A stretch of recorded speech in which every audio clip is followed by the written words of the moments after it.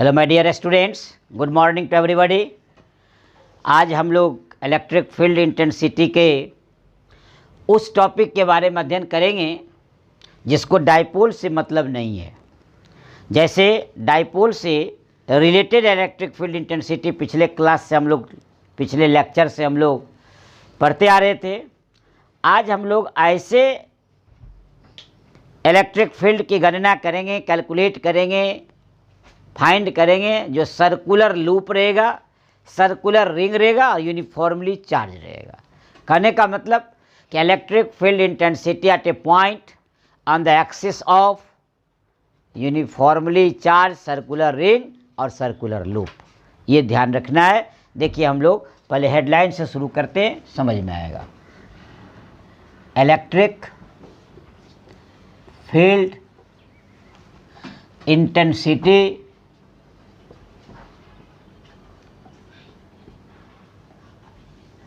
at a point on the axis of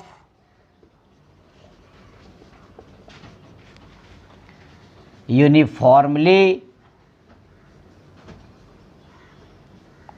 charged circular ring और circular loop, इसके बारे में हम लोग आज स्टडी करेंगे। ये इलेक्ट्रिक फील्ड इंटेंसिटी का अंतिम पड़ाव है। 5 स्टार हम आप लोगों को इसको डिनोट किया हूँ। ये मोस्ट इम्पोर्टेंट टॉपिक है, ध्यान रखा जाएगा। Electric field intensity at A point on the axis of uniformly charge circular ring और सर्कुलर लूप।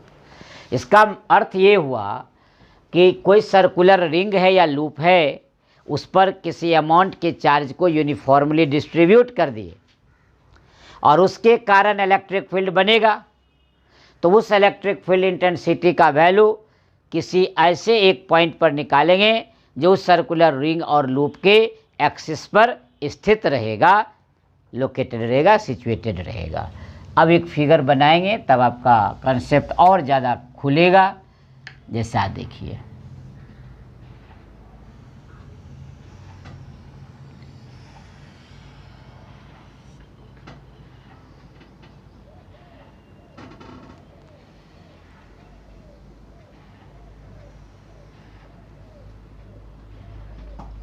ये आपका सर्कुलर रिंग और लूप का ये आप बनाए हैं, ध्यान दीजिएगा।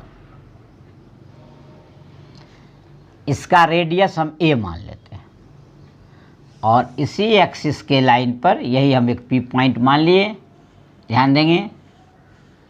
इसी पर जैसे ये प्लस चार्ज आप देख रहे हैं यूनिफॉर्मली डिस्ट्रीब्यूटेड है, पॉजिटिव हम लोग चार्ज मान लेते हैं, यही आपका यूनिफॉर्मली डिस्ट्रीब्यूटेड है। इस अमाउंट को मान लेते हैं प्लस क्यू। हम ये मान लेते हैं कि ये जो सर्कुलर रिंग और लूप है, जो आप कह रहे हैं सर्कुलर रिंग कहिए या लूप कहिए, ये बहुत छोटे छोटे स्मॉल एलिमेंट से मिलकर बना है। उसमें एक छोटा सा एलिमेंट हम लोग मानते हैं कि ये ए बी है। देख लीजिए आप आराम से, ए बी थोड़ा मोटा कर दिए, पता चल गया कि ए बी एक स्मॉल एलिमेंट है। यहाँ एक पॉइंट यही कंसीडर हो गया कि ये P है, ध्यान देंगे। यही P पॉइंट पर हमको कंसीडर करना है।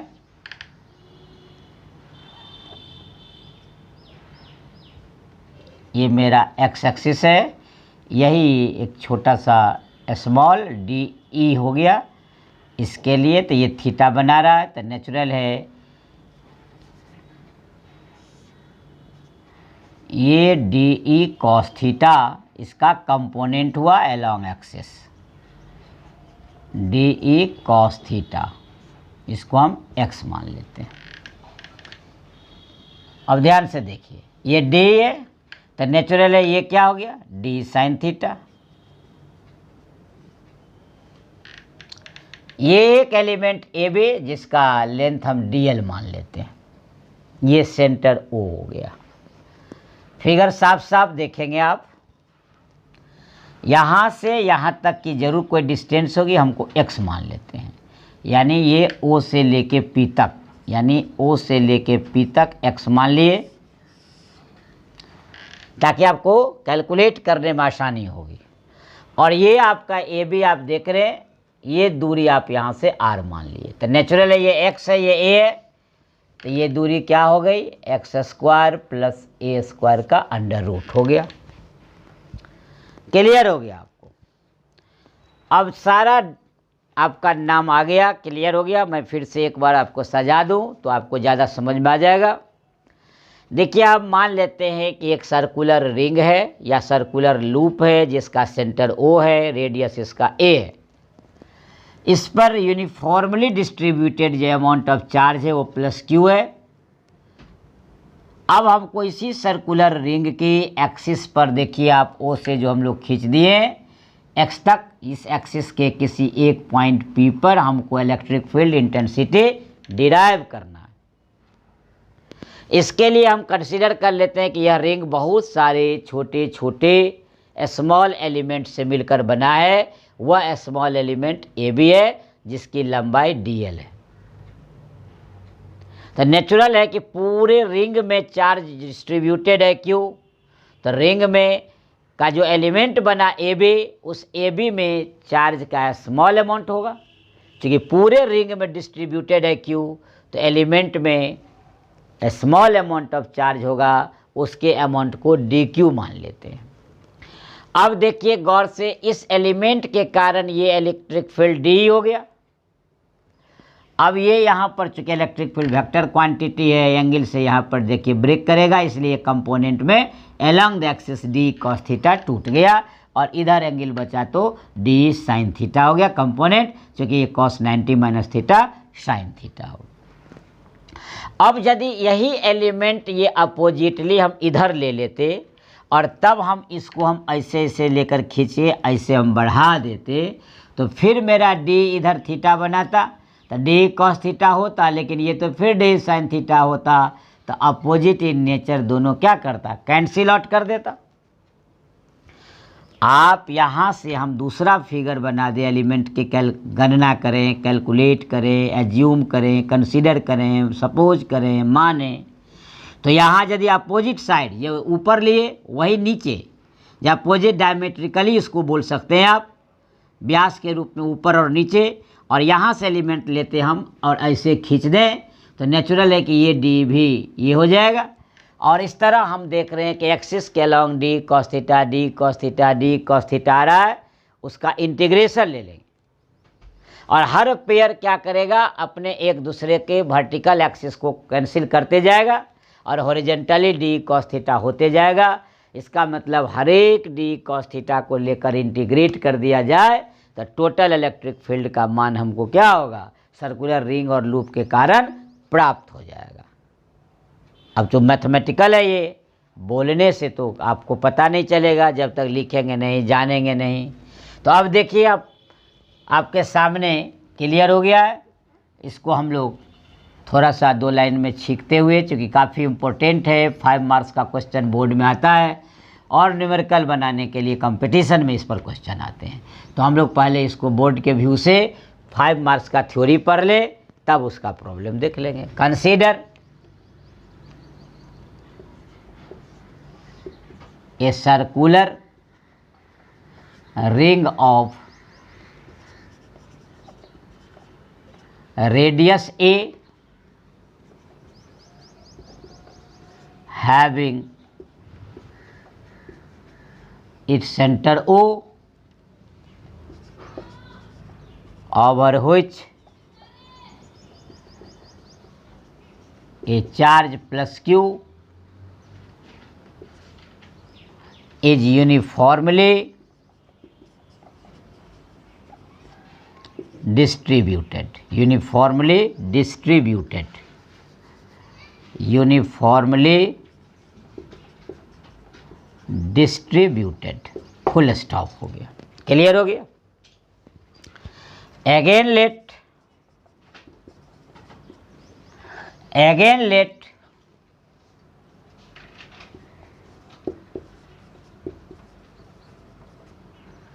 the circular ring is made up of large number of a small element. One such of an element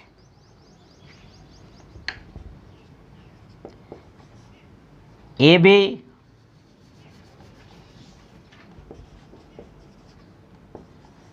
of length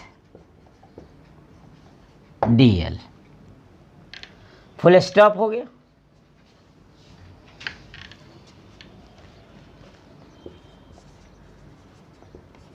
Again let P be a point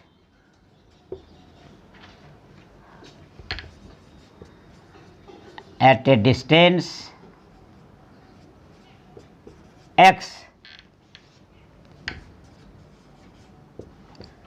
from the center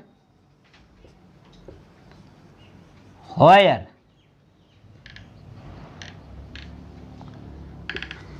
electric field intensity is to be calculated, where electric field intensity is to be calculated। Full stop हो गया। अब तो clear हो गया आपका यहाँ तक। अब हम लोगों ने क्या कहा, पूरे रिंग में चार्ज कितना डिस्ट्रीब्यूट किए, क्यू हो गया। इसका ये मतलब हो गया कि इस एलिमेंट के पास कितना चार्ज हुआ। तो now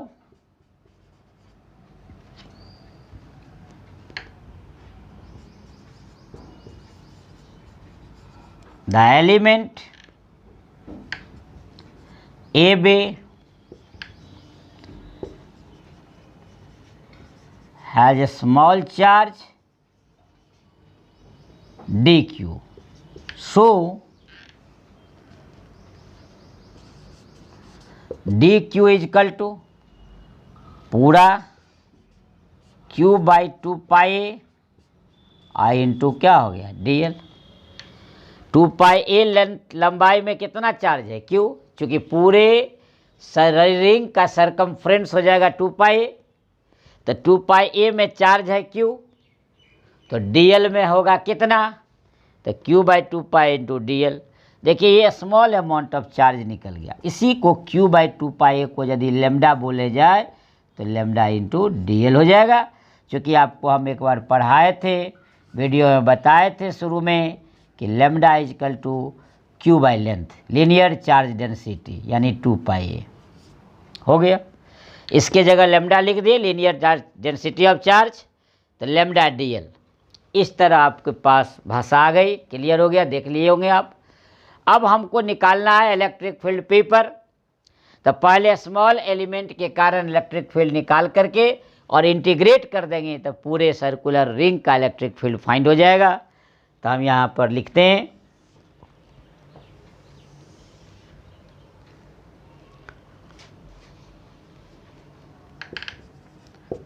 the electric field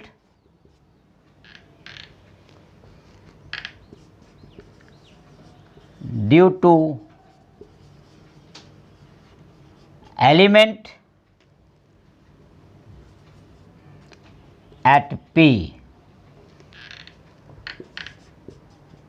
D is equal to 1 by 4 pi epsilon naught q by R square. तो एलिमेंट का था डी क्यू और यहाँ से यहाँ तक आर स्क्वायर, देखिए सामने।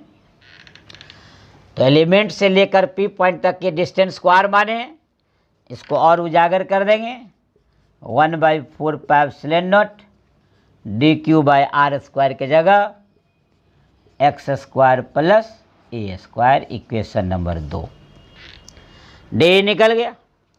अभी हम आपको क्या समझाए थे कि पी पॉइंट पर ये जो इलेक्ट्रिक फील्ड डी है ये अपने कंपोनेंट में ब्रेक कर जाएगा, तो देखिए एक कंपोनेंट डी कॉस थीटा और दूसरा कंपोनेंट डी साइन थीटा। मान लेते हैं इसको हम नीचा वाई डैश माने। यदि हम बताए थे कि यही अपोजिट लेंथ यहाँ ना लेकर नीचे ले लेते तो फिगर यहाँ चली जाती, तो वैसी स्थिति में ये अपवर्ड जाता और ये मेरा डी साइन थीटा फिर क्या होता, यहाँ से कट जाता। तो नेचुरल है फिर ये ध्यान दीजिएगा, तो ये डी कॉस थीटा बन जाता। इसका मतलब हर पेयर में डी साइन थीटा एक दूसरे को कैंसिल करते जाएगा और D cos theta along the axis जुटते जाएगा। तो हर एक डी कॉस थीटा को यदि हम इंटीग्रेट कर दें, अब देखिए ये ऊपर और नीचे कैंसिल आउट हो जाएगा, they will cancel two each other. तो नेचुरली है कि डी कॉस थीटा जुटते जाएगा। ये तब हुआ जब अपोजिटली हम डायमीट्रिकली फिर दूसरा एलिमेंट लिए हैं तब। ये ध्यान रखना है, फिगर को ओंज गोंज नहीं करना है, हौच पौच नहीं करना है, कन्फ्यूज नहीं करनी है, इसलिए साफ फिगर रहना चाहिए। भाषा में लिख देंगे यहाँ कि वह एलिमेंट जो है के कारण जो इलेक्ट्रिक फील्ड है वो अपने कंपोनेंट में टूट गया। आपको इक्वेशन नंबर 2 आ रहा होगा। अब देखिए आगे हम लोग फिगर भरा है, इसलिए इसी को मिटाना पड़ेगा, जगह का अभाव है।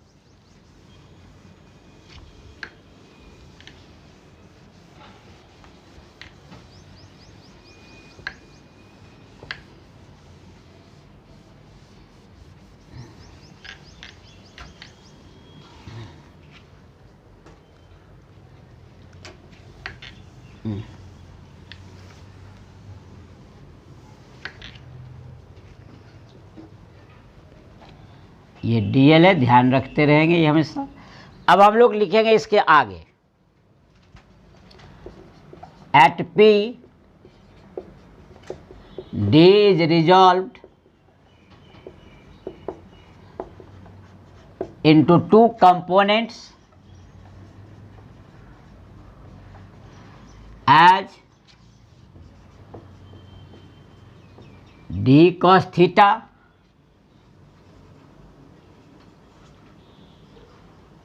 along axis px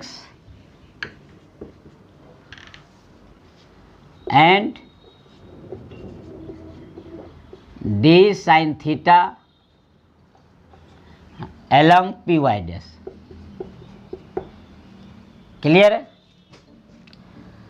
again the element be considered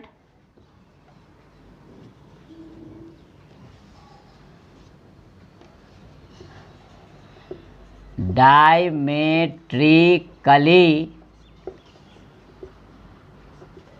opposite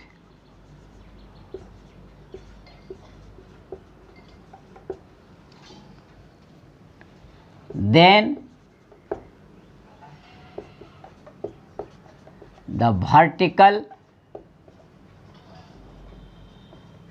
component will cancel। the vertical component नाम क्लियर कर दूं मैं, d sin theta will cancel to each other but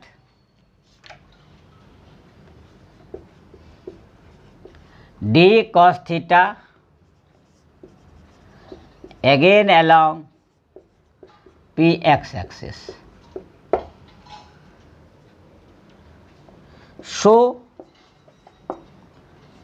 the total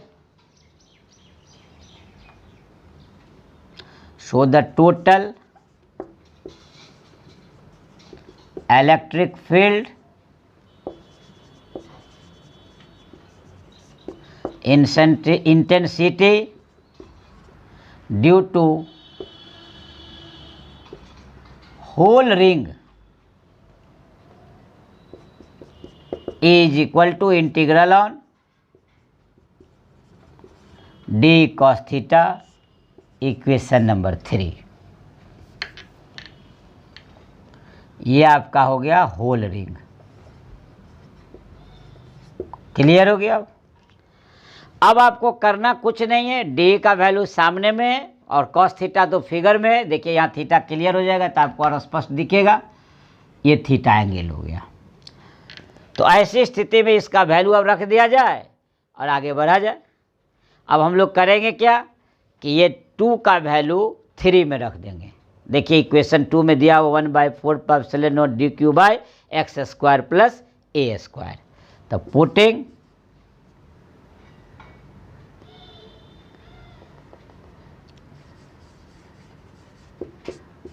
the value of equation 2 in 3, 2 का value 3 में हम लोग रखते हैं, 2 का वैल्यू 3 में हम लोग रखते हैं। देखा जाए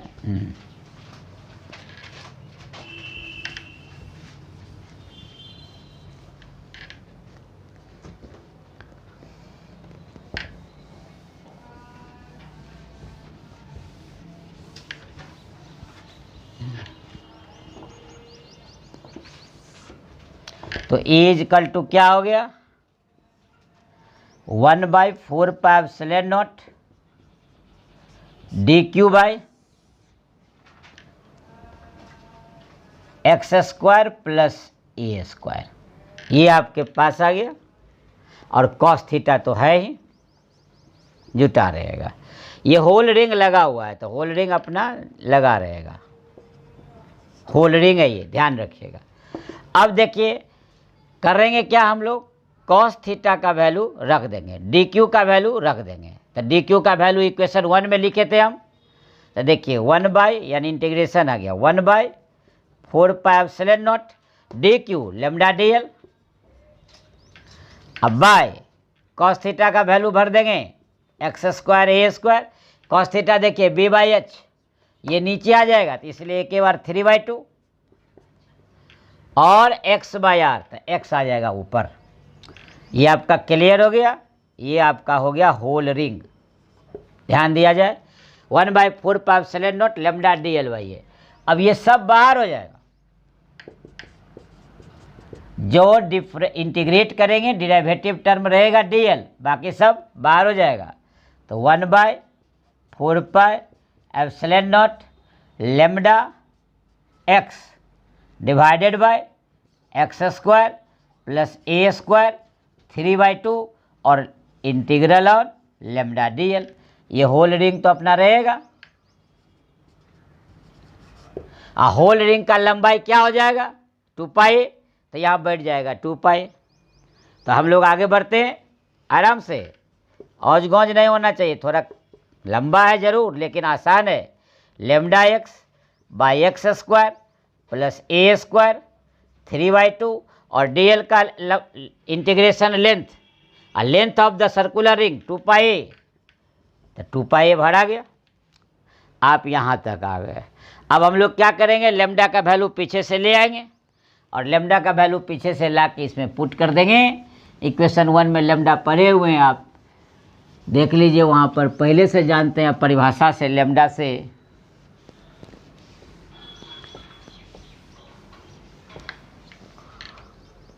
आप लेमडा का वैल्यू रख देंगे total charge divided by length, that is lambda. देखिए अब फाइनल करते हैं हम लोग, ए इज इक्वल टू, वहाँ से हम लोग लेंगे 1/4 और लेमडा का वैल्यू पहले से q by 2 pi into x, और ये तो है नीचे में x square plus A square 3/2 into 2 पाई। देखिए 2 पाई से 2 पाई कैंसिल, आगे आपको जो निकालना था qx divided by 4 X square plus A square 3/2, यही आपको निकालना था electric field due to uniformly charge circular ring और सर्कुलर लूप। ये आपको निकालना था, यहीं पर नहीं छोड़ेंगे आपको हम। ये आपका इक्वेशन आया, ये आपका जो थ्योरी था, जो आपका मार्क्स निकालने के लिए था, जो आपको हमने बताया था आपको कि ये 5 मार्क्स का पूछेगा, उस आधार पर ये आपने क्लियर कर दिया। कितना साफ फिगर, डिराइवेशन, एकदम टू द पॉइंट, 5 में 5। अब हम लोग इसमें कुछ स्पेशल केस बताएंगे। स्पेशल केस जो आपको ऑब्जेक्टिव है, ये कॉम्पिटिटिव परीक्षा के हॉल में बैठे हुए आप, और वैसी स्थिति में आपको ज़रूरत पड़ेगी तो वो आप डायरेक्ट यूज कर देंगे, आपको इतना बड़ा फार्मूला की ज़रूरत नहीं पड़ेगी। जैसे कि स्पेशल केस में हम लोग पहला पॉइंट देते हैं। ऐसा भी हो सकता है कि ये x जो है चूँकि a से बहुत बड़ा है, तो ये तो रेडियस है, तो इसको हम इस रिस्पेक्ट में इसको हम लोग हटा दें, यानी इफ x बहुत बड़ा a से, इसका मतलब कब होगा ये, that is point P lies far of, बहुत दूर, फ्रॉम द सेंटर, यानी सेंटर से यदि बहुत दूर हो जाए पॉइंट पे तो ये x बहुत बड़ा हो जाएगा a से, देन सेंटर है, then a square be safely neglected, तब उस स्थिति में क्या हो जाएगा, ये तो गायब हो गया, एक्स स्क्वायर से देखिए कैंसिल हो गया 3 और x कैंसिल हो गया, तो डायरेक्ट लिख देंगे हम लोग q बाय 4πε0 एक्स स्क्वायर। ये आपका तब हो गया जब बहुत दूर रहेगा P तब। अब मानिए कि यदि P सेंटरे पर रह जाए, यहीं पर जब सेंटर पर रह जाएगा तो x 0, जब x 0 तो इलेक्ट्रिक फील्ड 0। ध्यान दिया जाए, यदि आपका P पॉइंट सेंटर पर ही रह जाए, ऐसा केस हो सकता है, तो at the centre of the circular ring कहेगा क्या होगा इलेक्ट्रिक फील्ड, तो हम लोग कह देंगे 0। देखिए 1 पॉइंट के बाद दूसरा पॉइंट आते हैं, if point P lies at centre then x 0 so electric field 0। देखिए क्लियर हो गया, इस तरह इलेक्ट्रिक फील्ड 0 हो गया। अब लास्ट केस देखते हैं 3। ये जो केस है ये IIT एडवांस के लिए, एक ही बार IIT एडवांस में जाएगा, super most IIT advance, very good, इसलिए मोस्ट इम्पोर्टेंट में इसको डालते हैं। देखिए स्टार लगा कि मैक्सिमम इलेक्ट्रिक फील्ड इस केस में कब निकाला जा सकता है, डायरेक्ट पूछता है IIT एडवांस में, जेई को छोड़ दीजिए, मेंस को, एडवांस, मेडिकल एडवांस, IIMs में पूछता है। तो देखिए कहता है the maximum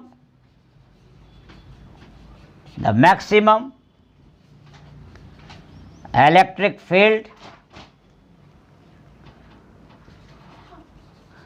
will be when, ये जो x का वैल्यू है ध्यान रखा जाएगा, ये वैल्यू प्लस माइनस a/√2 के बराबर होगा। जब मैक्सिमम इलेक्ट्रिक फील्ड कब होगा, तो हम लोग कंडीशन लगा दिए कि x का वैल्यू जब a/√2 के बराबर होगा, प्लस और माइनस का मतलब either side, either right towards from the origin from the centre, either left towards from the centre.